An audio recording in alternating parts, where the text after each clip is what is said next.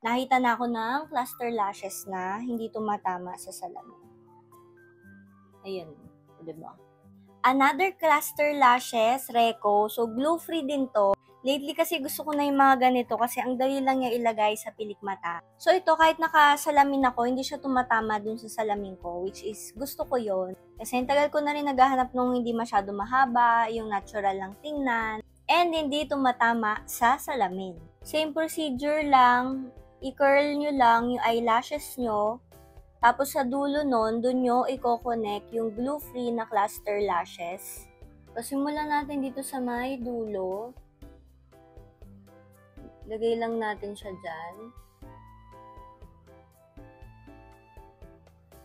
And, ayan na siya. Diba? Ang natural niya lang tingnan. So, sundan nyo lang yung linya ng pilik mata nyo. Dikit nyo lang siya. Diba? So, ito yung itsura niya sa mirror. Pag tinignan nyo ilalim. So, hindi siya masakit sa mata. Basta didikit nyo siya dun sa roots ng eyelashes nyo. So, ito na itsura niya sa ating mata. O, diba ang ganda niya? Makapal siya pero hindi siya super kapal. Parang pwede pa rin siya almost like parang natural look.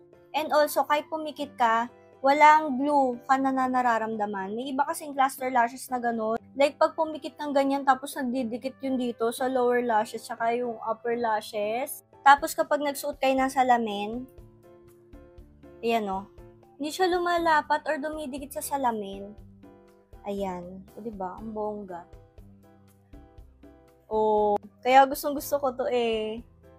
So, ayan, kung gusto niyo nito, lalagay ko siya dyan sa yellow basket.